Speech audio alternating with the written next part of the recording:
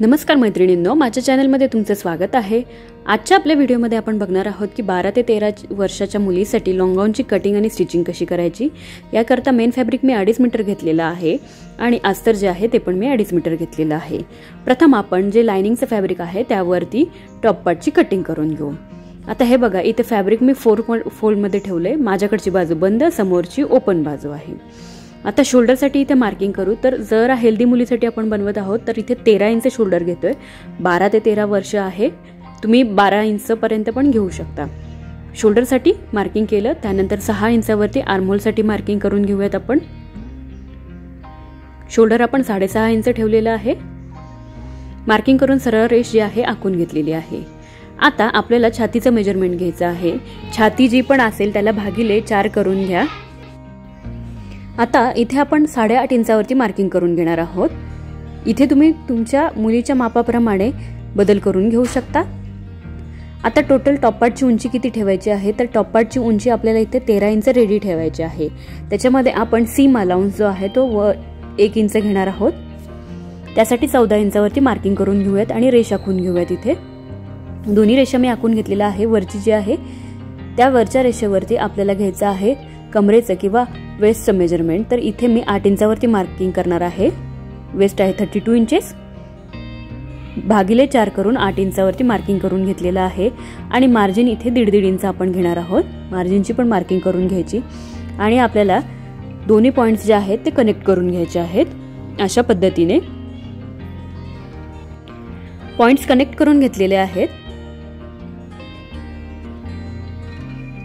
आता आपल्याला काय करायचं आहे की आर्महोल साठी मार्किंग करून घ्यायचं आहे।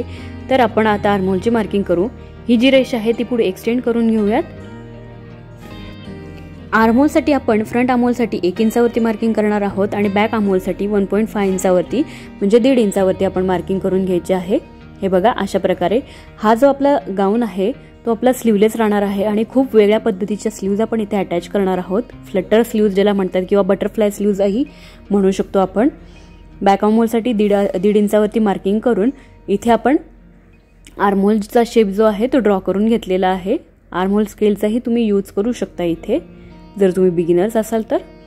आता आपण काय करूयात की गळ्याची मार्किंग करून घेऊयात। तर गळा रुंदी 12 ते 13 वर्षासाठी 3 इंच घ्या, म्हणजे अगदी बंद पण होत नाही गळा। तर अशा प्रकारे 3 इंचावरती मार्किंग केली आहे आणि गळ्याची खोली आपण 3.5 इंच घेणार आहोत। मार्किंग केल्यानंतर इथे आपल्याला बॉक्स ड्रॉ करून घ्यायचा आहे, जेणेकरून गळ्याची जी लांबी रुंदी आहे ती परफेक्ट येते। स्क्वेअर ड्रॉ केलेला आहे आणि गोलाकार आपल्याला इथे गळा जो आहे ड्रॉ करायचा आहे। तुम्ही तुमच्या आवडीनुसार गळ्याचा आकार देऊ शकता। इथे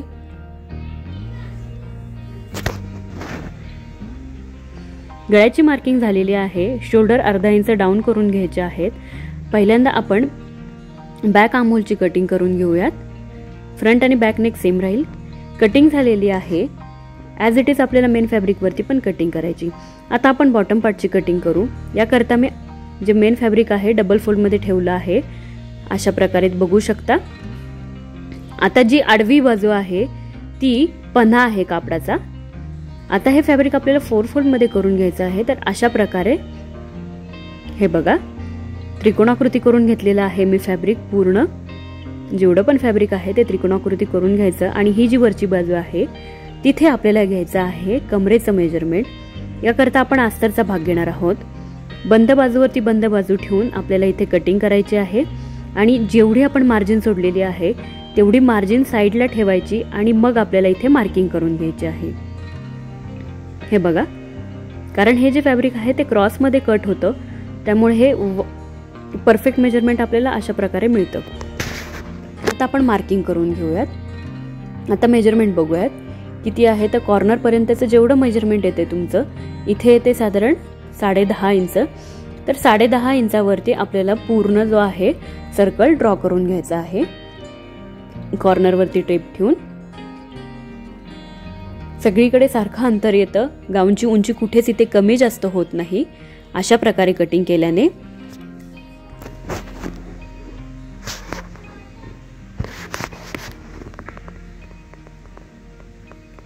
आता आपल्याला काय करायचं आहे की जी ओपन बाजू आहे कापडाची त्या बाजूने आपल्याला उंची मेजर करायची आहे. जो बॉटम आहे त्याची उंची आपण इथे मेजर करणार आहोत. कापड मी फिरवून घेतलेला आहे आणि इंच टेप जो आहे वेस्ट लाईन वरती ठेवलेला आहे.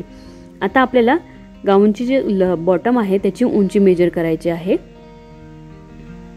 बघा, आता इथे मी 36 इंचावरती मार्किंग करून घेत आहे. इंच टेप ठेवायचा आहे वेस्ट लाईन वरती आणि 36 इंचावरती पूर्ण फॅब्रिक वरती आपल्याला मार्किंग करून घ्यायचं आहे. अशा प्रकारे खूपच साधी आणि सोपी पद्धत आहे. तुम्ही नक्की ट्राय करा. हे बघा, मार्किंग करून घेतलेलं आहे मी पूर्ण फॅब्रिक वरती.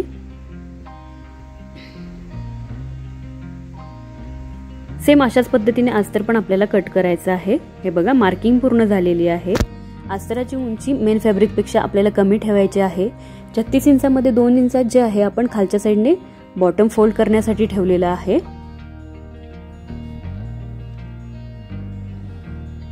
आता आपण वेस्टलाईनची कटिंग करून घेऊयात आणि त्यानंतर बॉटम साइड जी आपण मार्किंग केलेली आहे ॲज इट इज मार्किंग वरतीच आपल्याला कटिंग करायची आहे.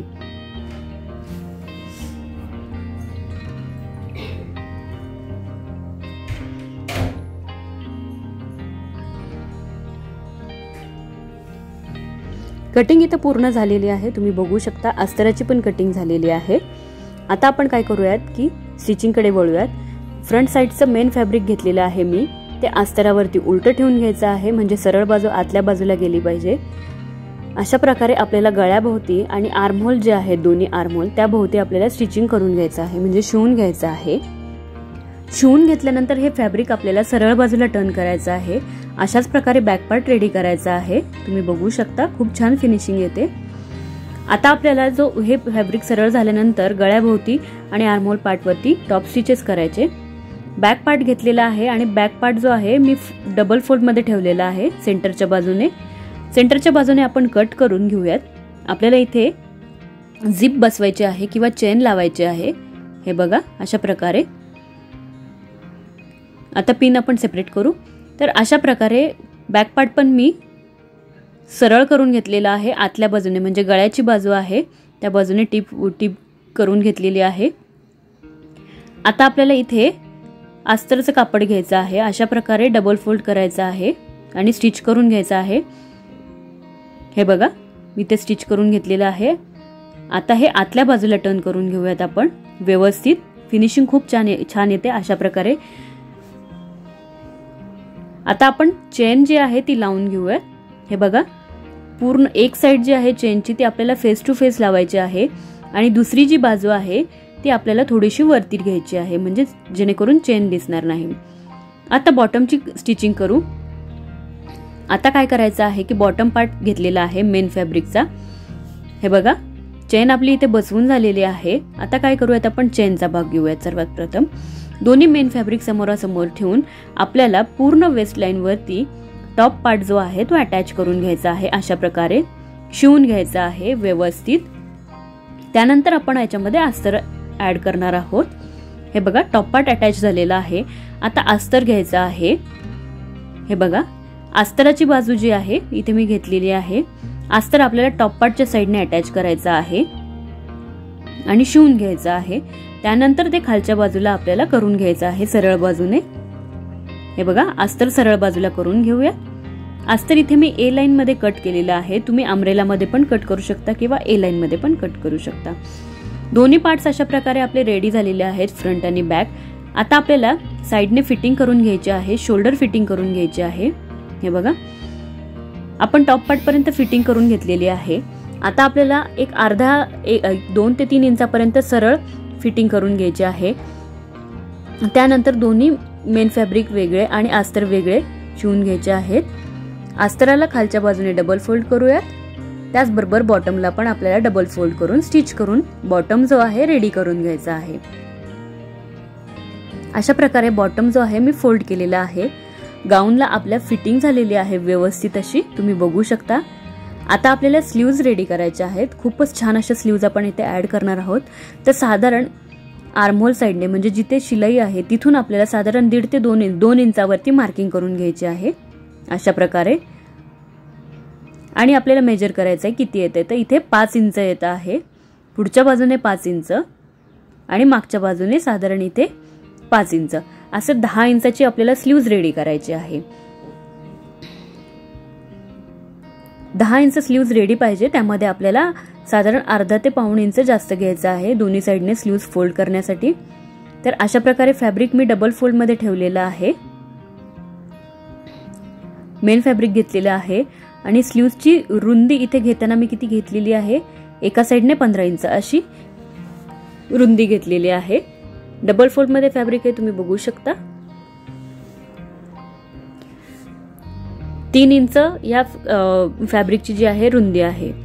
अशा प्रकारे हे बघा तुम्ही बघू शकता 2 स्ट्रिप मी कट केलेल्या आहेत ज्या डबल फोल्ड मध्ये आहेत. रुंदी याची 3 इंच घेतलेली आहे. सेंटरच्या बाजूने डबल फोल्ड करून घेतलेला आहे अशा प्रकारे.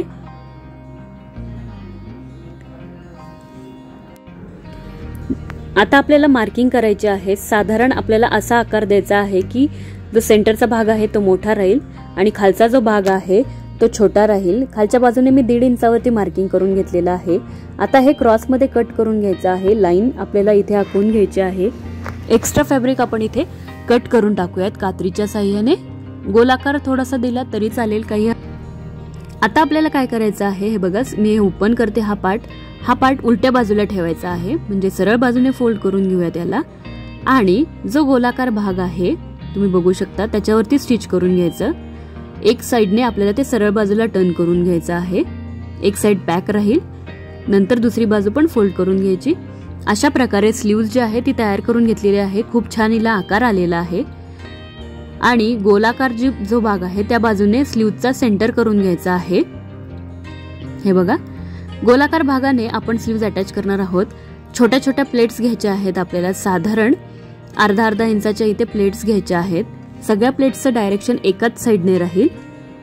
अशा प्रकारे हे बघा दोन्ही बाजूने प्लेट्स घेऊयात आपण आणि शिवून घ्यायच्या आहेत या प्लेट्स, म्हणजे व्यवस्थित सेट होतात.